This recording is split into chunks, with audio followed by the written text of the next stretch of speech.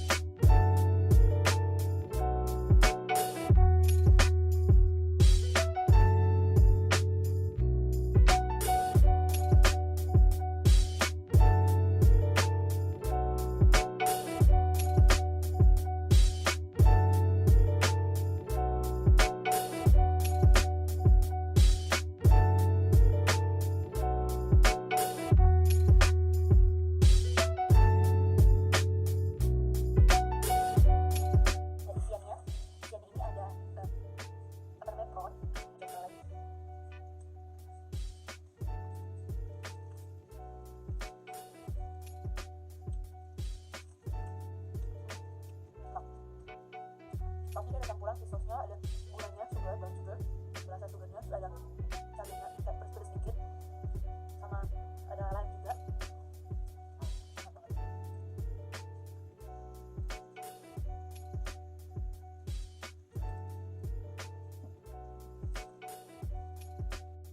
Hari ketiga, kita ikut open trip ke Cu Chi Tunnel. Kita dijemput di hotel sekitar jam 7.55 pagi dengan bus besar warna biru. Tour ini pesertanya saat itu ada 19 orang dari berbagai negara dan satu guide lokal namanya Tuyen. Nah, setelah 45 menit perjalanan, kita singgah dulu di rest area sekitar 20 menit untuk ke toilet dan quick visit ke painting workshop yang berada di sampingnya. Lalu kemudian lanjut lagi ke destinasi utama kita, yaitu Cu Chi Tunnel yang terkenal dan bersejarah. Dari dua lokasinya, kita diantar ke Ben Duo, sekitar 55 km dari kota Saigon, yang lebih jauh dari lokasi yang satunya Ben Linh. Nah, Band 2 ini katanya lebih sedikit pengunjung dan memiliki lebih banyak sistem terowongan yang asli yang luasnya sekitar 100 hektar. Tur kita dimulai dengan memasuki area hutan belantara dan melewati 3 patung tentara Vietnam atau Viet Cong. Lalu selanjutnya kita diperlihatkan dan dijelaskan tentang sistem terowongan Cu Chi. Nah, Cu Chi Tunnels ini merupakan kompleks terowongan bawah tanah yang dianggap sebagai salah satu kunci kemenangan Viet Cong pada Perang Vietnam melawan Amerika pada tahun 1955 sampai 1975. Terowongan yang dibangun pada tahun 1948 ini sangat panjang, sekitar 120 km, terkoneksi dan bahkan terdapat berbagai fasilitas seperti kota mandiri. Terdapat rumah sakit, dapur, sekolah, ruang pembuatan senjata, dan sebagainya.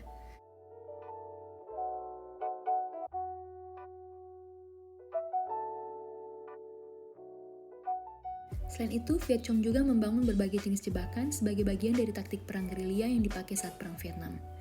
Kita juga diberi kesempatan untuk mencoba masuk lewat salah satu lubang pintu masuk terowongan yang tersembunyi dan kecil, yang muat dengan tubuh tentara Vietnam yang kecil-kecil.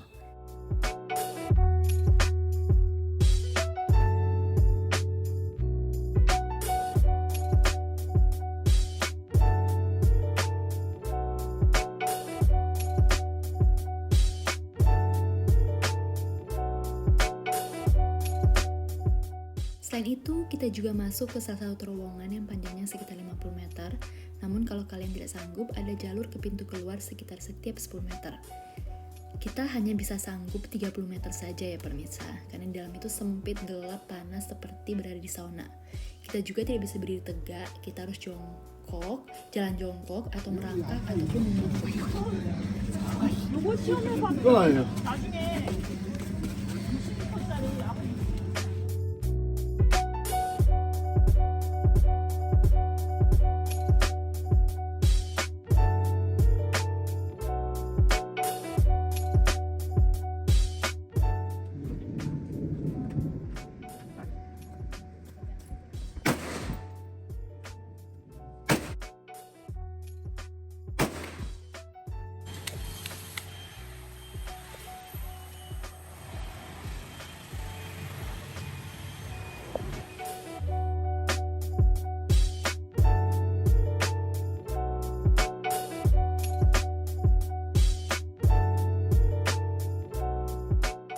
Kita berada di Little Hanoi cabang Kicon. Di sini kita mau nyobain minuman andalan mereka, yaitu X Coffee. Minuman kopi telur ini berasal dari Hanoi, Vietnam. Jadi banyak banget yang jual kopi telur ini di Hanoi. Namun kalau di kota Ho Chi Minh agak jarang yang jual. Salah satunya yang terkenal adalah Little Hanoi. Pertama kali nyobain kopi telur, ternyata kombinasinya menarik. Ada perpaduan kopi hitam yang berkualitas, rasa manis dari susu kental manis, dan tekstur lembut dari foam yang berasal dari kuning telur yang dikocok. Katanya cara minumnya jangan di-mix, namun disendok kopi dan foamnya. Unik ya? Vietnam memiliki budaya kopi yang kuat. Tidak susah menemukan kedai kopi di sini, mulai dari yang kedai kopi tradisional maupun yang estetik. Karena memang Vietnam merupakan produsen kopi terbesar kedua dunia setelah Brasil dan produsen kopi Robusta terbesar di dunia. Tanaman kopi memang sudah ada di sini sejak abad ke-19 yang dibawa dan diperkenalkan oleh kolonial Prancis.